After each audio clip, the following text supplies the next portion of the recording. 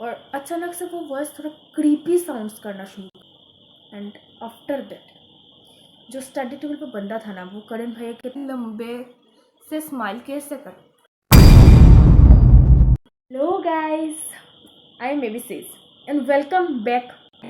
Today I am here to share a मस्त horror stories along with भूत की पाशा। सो देरी ना करते, झट पर शुरू करते। करण भैया जो सपने में देख रहे थे ना, वो देख रहे थे कि वो अपनी जो बिस्तर पे वो लेटे सो रहे थे और उनके साइड वाले, वो शायद लेफ्ट में ही था, मुझे इतना याद नहीं, लेफ्ट में उसका स्टडी टेबल था। वहाँ पर कोई बंदा जो कि हम उम्र था, उनके ही बुक से बैठ के पढ़ रहा था। और मतलब आप सोच सकते हो, आपके रूम में कोई बंदा आपकी टेबल पे बैठ कर पढ़ रहा है। और वो जो सपना था ना, कुछ ज़्यादा उनको रियलिस्टिक लग रहा था। ऐसा नहीं कि वो सपना देख रहे थे, हाँ, उनको इतना लग रहा था कि वो सच है, उनके साथ कुछ सच में घट रहा है ऐसा चीज़। और आज भी मुझे नहीं पता कि वो सपना था या सच था। वो देखते हैं कि वो जो बंदा था पढ़ रहा था और उनका जो वॉइस है थोड़ा बढ़ रहा था। और अचानक से वो वॉइस थोड़ा क्रीपी साउंड्स करना शुरू कर दिया। एंड आफ्टर दैट जो स्टडी टेबल पे बंदा था ना, वो करण भैया की तरफ ऐसे घूम के देखते और देखने के बाद स्माइल करने लग जाते हैं। और कोई बंदा क्रीपी तरीके से, और कोई बंदा अगर आपकी तरफ इसे बस ऐसे देख के स्माइल करता रहे, और उसकी स्माइल जो था ना बहुत ही क्रीपी था। उसकी कोई बंदा, आप ही बताओ, कोई बंदा इतने लंबे से स्माइल कैसे कर सकता है? उसकी जबड़े को वो इतना और धीरे धीरे स्माइल कर रहा था। मतलब आप जितना स्माइल करते हो, नॉर्मल बंदा तो स्माइल करता है, बहुत अच्छे से स्माइल करता है। और उनका जो स्माइल था ना, पहले इतना, फिर इतना, फिर इतना। उनकी स्टोरी सुन के तो मुझे जो जापानीज अर्बन लेजेंड कुचिसा कियोना, हाँ, उसका याद आ गया था मुझे भी। इतना तक वो स्माइल कर रहा था। हाँ। और आप इमेजिन नहीं कर सकते क्या, एक झटके से लाफ मार के, मतलब जंप करके फैन के ऊपर बैठ गया था। और करण भैया का जो बेड था ना, वो उसी फैन के डायरेक्ट नीचे था। तो आप सोचो कि आप सो रहे हो और आपके फैन के ऊपर कोई ऐसा क्रीपी एंटिटी बैठा हुआ हो, तो इतना डर मत भाई, मुझे बताने दे। बहुत सारी बहन और फट रही है। और फैन से उसे ऐसे एकटक देखा जा रहा था। और क्रीपी सी स्माइल देख के समझ में हंस रहा था और उसे बोल रहा था, तू पढ़ने आया है ना, पढ़ के कुछ बन जा, अपनी मम्मी पापा का सपना पूरा कर। मैं तो नहीं कर पाया, लेकिन तुझे करना है। आप सोचो, अपने सपने में ऐसा कुछ देखो, और वो भी बहुत क्रीपी वॉइस में, नॉर्मल वॉइस में नहीं। एंड अचानक से फैन से जंप मार के करण भैया की छाती पे आके बैठ गए।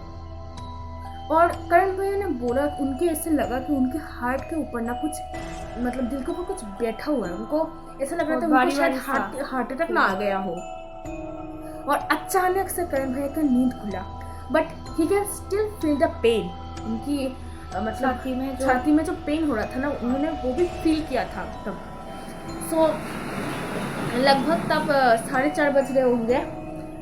उनको दोबारा नींद नहीं आया, तो उन्होंने सोचा कि छोड़ो, मैं अपना बुक लेके बाहर चल जाता हूँ, बाहर जाके थोड़ा पढ़ लूँगा, शायद सपना था, मैं ज़्यादा टेंशन ले रहा था इसलिए होगा। बट एग्ज़ाम देने गए, उनका एग्ज़ाम इतना अच्छा नहीं गया क्योंकि उनके दिमाग में वही सारा चीज़ चल रहा था। आप इमेजिन कर सकते हो ना, मेंटल इशू, उनको थोड़ा ट्रॉमेटाइज हो गया था, वो पूरा स्टेबल नहीं थी उनकी। तो मतलब उसके बाद वो जब एग्ज़ाम देके बाहर आए, तो दोस्त लोग होते हैं ना, हम भी पूछते ए कैसा गया तेरा एग्ज़ाम। हाँ, और वो करण भी ना, ऑब्वियसली उसने शायद बताया होगा आपको, बहुत स्टडी में अच्छे थे। तो जब दोस्त ने पूछा कि कैसा गया एग्ज़ाम, वो बोला था ये अच्छा नहीं गया। तो शायद दोस्त को लगा होगा ऐसे मजाक कर रहा हो, या ब्रिलियंट स्टूडेंट तो बोलते हैं ना कि हाँ मेरा तो एग्ज़ाम अच्छा नहीं गया, फिर वो 90% ले आते हैं, तो उनको ऐसा लगा होगा। बट करण भैया ने बोला नहीं। और करण भैया का ना मूड बहुत ऑफ था, तो उनका जो फ्रेंड था ना, उनको ऐसे ही पूछ रहा था कि भाई सब ठीक है ना तेरा, तेरा मूड इतना सड़ा हुआ क्यों है?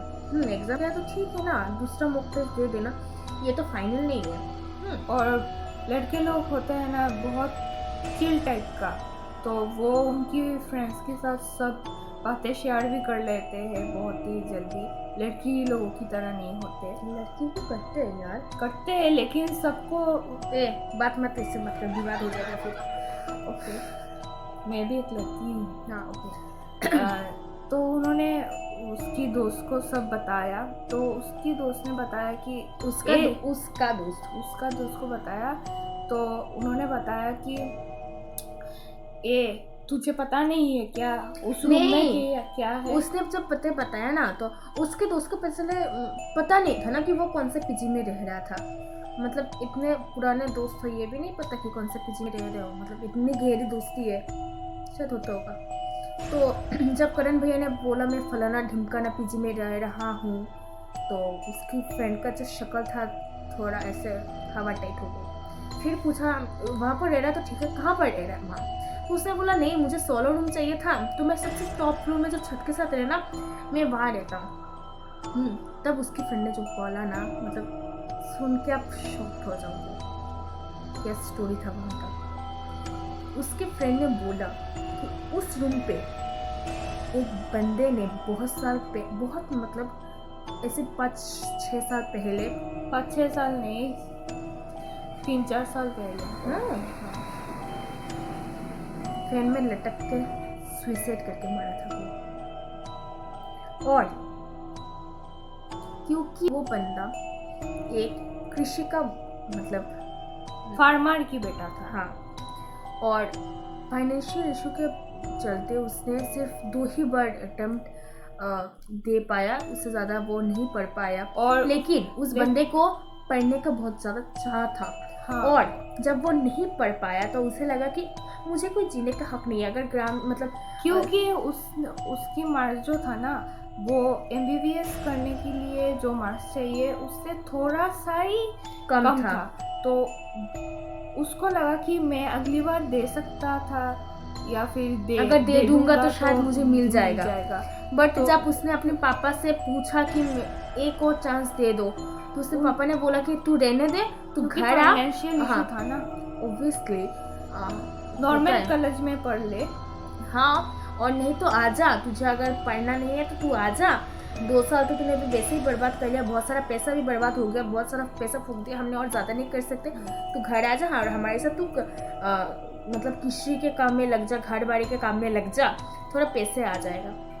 और शायद वो लड़का जो था ये सदमा ले नहीं पाया, और उसके बहुत ही ट्रॉमा में चला गया, डिप्रेशन में चला गया। और उसने सोचा कि अगर मुझे यही सब करना था तो मैं यहाँ क्यों आया, एक काम करती हूँ, मैं मर जाता हूँ। शायद उसे ऐसे ही लगा होगा। बट मरना इज नॉट द सॉल्यूशन ना, आपको मरना नहीं चाहिए। आपको ठीक है, फाइनेंशियल सामना करना चाहिए। फाइनेंशियल इशू किसको नहीं होता है? अगर नहीं दे पा रही कुछ और पढ़ लेते हैं। सबको कुछ ना कुछ प्रॉब्लम आता ही है, उसको आप अगर ओवरकम नहीं कर सकते हो तो मुझे नहीं लगता कि हम लोग एक सुंदर सुस्साद जिंदगी बिता पाएंगे। तो हमको सब लोगों को हमको डट के मुकाबला करना जो चाहिए। भी इशू है लाइफ में उसे फेस करना चाहिए। किसी के साथ हमें ये शेयर करना चाहिए ताकि मन थोड़ा हल्का हो जाए। उसने ये भी नहीं कर पाया, इसलिए वो फिल्म में लटक के सुसाइड कर दिया। जो ये बात जब उसको पता चला ना, उसके भाई की 12 बज गई, उसकी मुंह दिखने लायक नहीं था। मतलब वो जब वैसे बता भी रहा था ना, वो लगता था उसकी मतलब करण भैया ने जब हमें बताया था ना, तब भी उसके चेहरे के रंग उड़ गया उनका। तो सोच सकते हो तब उनको क्या फील हुआ होगा। मतलब वो अगर आपके साथ ऐसा हो, आप इमेजिन कर सकते। नहीं, आप सोचो ना, जहाँ वो आप सोच रहे थे कि कोई बाहर चल रहा है, वो कोई इंसान नहीं, कोई एंटिटी था, मतलब कोई दूसरे दुनिया का चीज़ जिसे आप इंसान समझ रहे थे और इग्नोर कर रहे थे, और जिसका आप सपना समझ रहे थे, शायद वो आपका हकीकत था। गॉड नोस आप क्या रिएक्ट करते। एंड उसके बाद करण भाई ने सोचा कि अपने दोस्त के साथ इस रूम में जाते कुछ सामान लेते हैं और उसके बाद ना उन लोगों का जब एग्ज़ाम ख़त्म हो गया तो उन लोगों ने सबने डिसाइड कर लिया था कि हम कुछ दिन के लिए अपने घर जाएंगे सब और फिर आएंगे। लेकिन उनको तो उस रात उसी रूम में ही बिताना था। अब तो- सोचो उस टाइम पे उनका मतलब मेंटल हेल्थ में क्या। बट करण भैया ने तो नहीं रोका ना। करण भैया ने सोचा भाई रहने दो, मैं स्टेशन में रुक जाऊंगा, मुझे किसी के साथ रूम नहीं शेयर करना। ऐसे हालत में मैं होती तो मुझे भी यही मैं बात क्या सोच- कोई भी होता तो उसे भी लगता भाई स्टेशन रहना में सेफ है या हाँ, किसी दोस्त के फुटपाथ घर पे रह भी लेंगे। रह लूंगी हाँ, मैं तो कहीं पे रह लेंगे, नहीं वहाँ नहीं रह सकते। नहीं रह सकती। और उन्हें ना अब अकेले में जाने में भी डर लग रहा था। उन्होंने अपने साथ 3-4 और दोस्त लिए। सामान पैक किए और फिर हो गए। हाँ, और वो अपने दोस्त के पीजी में भी नहीं जा सकते क्योंकि अलाउ नहीं होता ना हर कोई किसी और के पीजी में जाना। तो उन्होंने डिसाइड किया कि मैं आज स्टेशन में रुक जाता हूँ और कल सुबह मेरा ट्रेन है, मैं घर के लिए निकल जा रहा हूँ। और वो उनकी डायरेक्ट गाँव चले गए। हाँ, घर चले गए। घर जाने के बाद जब उन्होंने अपनी फैमिली को ये सारी बताया तो आप तो जानते ही हो कि गांव के लोग कैसे होते हैं। गाँव के नहीं बहन, उस शहर से तो हम गांव में ही है ना, मेट्रोपॉलिटन सिटी है वो, कह सकते हो भाई, या फिर छोटा सा सिटी कह सकते हो। तो हमारी यहाँ बहुत मानते हैं आसाम की या फिर नॉर्थ ईस्ट की साइड में ये सब बहुत मानते हैं लोग। तो उनकी मम्मी पापा ये सब में जल्दी विश्वास कर लेते हैं। जल्दी विश्वास के ऐसा स्टोरी सुनने के बाद कौन नहीं बिलीव करेगा। तो उसके मम्मी पापा ने सोचा कि भैया एक पूजा वूजा करवाते हैं, पता नहीं लड़की के साथ क्या हो गया, पढ़ने भेजे थे, पता चला किसी और को साथ ले आया तो क्या ही हो जाएगा। तो पूजा वूजा किया, हवन ववन किया और शुद्धि बुद्धि हुआ। फिर जब 1 महीने बाद वापस कोटा जाने की बारी आई ना, तो करण भैया को तो ऐसा लगा कि भाई सपने के तेल लेने जान इम्पोर्टेंट है, बट ऑब्वियसली सपने तो इम्पोर्टेंट है। उन्होंने पैसा भी दे रखा था इंस्टीट्यूशन में, कैसे किसी को 1 साल कैसे कोई बर्बाद कर सकता है। तो उनकी जान पहचान की या फिर बोल सकते हो उनकी पक्के वाला दोस्ती था एक जो फ्लैट लेकर रह रहा था। तो उन्होंने उस बंदे को फोन किया, उसने रिक्वेस्ट किया कि भाई मुझे कुछ भी कर ले, फोन करके रिक्वेस्ट किया। हाँ, भाई कुछ भी कर ले, मुझे अपने साथ रूम शेयर करने दे क्योंकि मुझे मैं जमीन में भी सो जाऊं। हाँ, मुझे अब किसी भी पीजी में नहीं रहना है। हाँ, कि भरोसा उठ गया टीवी से, मुझे अब कहीं भी रहना नहीं है, बस तेरे साथ रहना है। तू जहाँ बोलेगा वहाँ रह लूंगा, मुझे कोई प्राइवेसी नहीं चाहिए, कुछ भी नहीं चाहिए। हाँ, मुझे नींद भी नहीं चाहिए। तो 7-8 लोगों के बीच में ही सोना है मुझे। हाँ, उसका हालत ऐसा हो गया था, मुझे अकेले तो रहना है, कुछ भी कर लो। तो वहाँ पर वो रहे और उनका जो फ्लैट का रेंट था दोनों ने आधा आधा करके शेयर वेयर करके। और आज की तारीख पे करण भैया एक वेल एस्टेब्लिश्ड डॉक्टर है। और इसी के साथ आज की स्टोरी हम एंड करते हैं। होप करते हैं कि आपको स्टोरी अच्छा लगा होगा और जल्दी नया स्टोरी लाने की हम कोशिश करेंगे। और थोड़ा लेट हो गया तो सॉरी। और ऐसे ही अपना लव एंड सपोर्ट देते रहना।